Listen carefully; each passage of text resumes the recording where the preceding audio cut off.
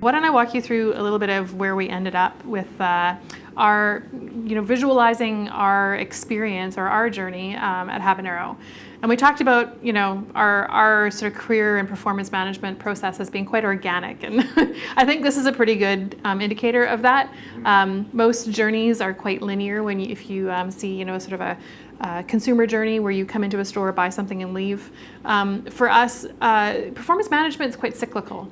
But what you'll notice is that we've broken it down into three main areas. One, the first part is, when people enter into the relationship with us, and we call that getting to know each other. And that's everything from your initial interviews and your first day at Habanero, your getting connected with your performance manager, your buddy, all the way through that initial process.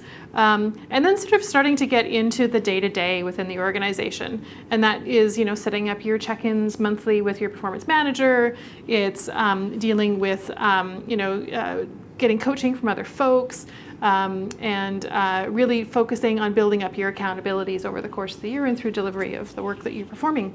And then and that we call that sort of the working together process, and that's sort of the continuous process throughout the year. And then, even though we're getting feedback throughout the year, we do have a phase, once a year where we actually go to sort of kick into this cycle where we're collecting feedback and we're having our annual review cycle. And that information, we're going through a process where we're taking a look at the year in review. We're looking at growth and what our plans are and where we want to go. We're getting feedback, constructive or otherwise. And, we might be reviewing salary. And so once that sort of process is complete, we might shoot right back into, so their ongoing working together cycle. Or, this could happen at any time as well, but we also might find that there are other transitions that could happen. And we call that sort of transitions and parting ways. So, we might have a transition where at some point during the year or during the review cycle, if we were working together, we might find that I just need to get a different kind or style of coaching from someone else.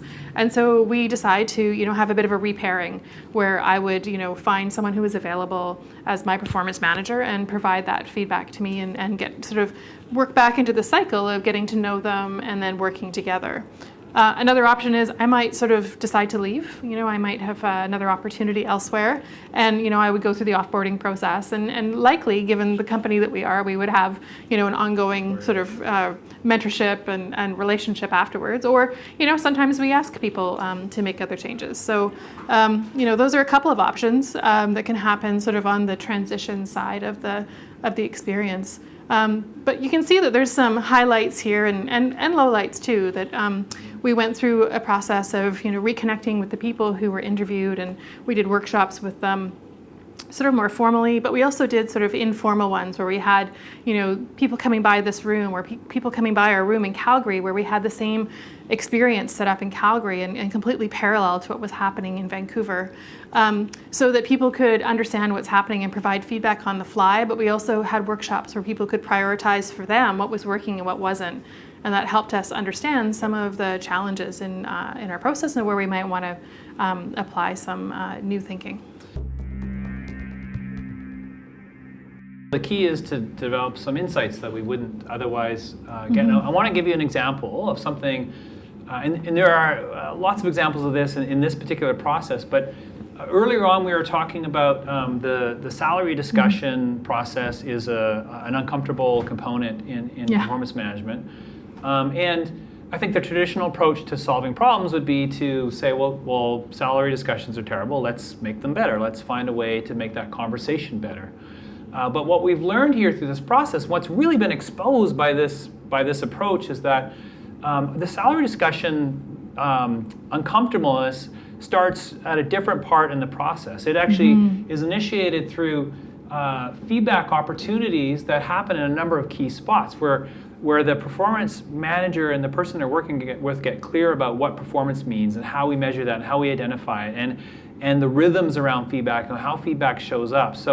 So what we got clear about in this process is that getting better at salary discussions, for example, isn't going to result from us improving the salary discussion process. It's going to result from us getting better at feedback. Right. So that's an example of what we talked about before, the sort of finding the needles in the haystack, or the cause and effect relationships that aren't obvious at the beginning.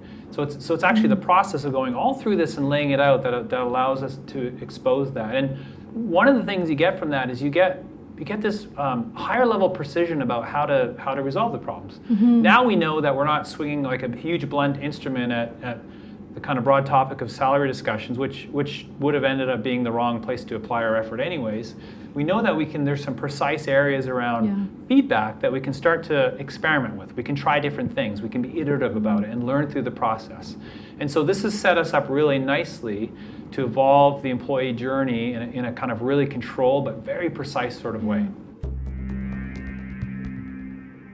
You know, those priorities are really informed by this entire process, and we have now a roadmap that you know, we're applying to that iterative evolution of performance management at Habanero, and you know, that helps us know what's coming and where we should put our effort continuously, and to have continuous improvement of our own employee journey. We wanted to focus on an example that was really up close and personal to us, and we really care deeply about the employee journey, so we thought this one would be a great one to share.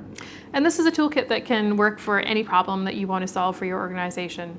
And we're really passionate about it. So if you're interested in learning more about experience design and how to solve problems using this approach, come and talk to us.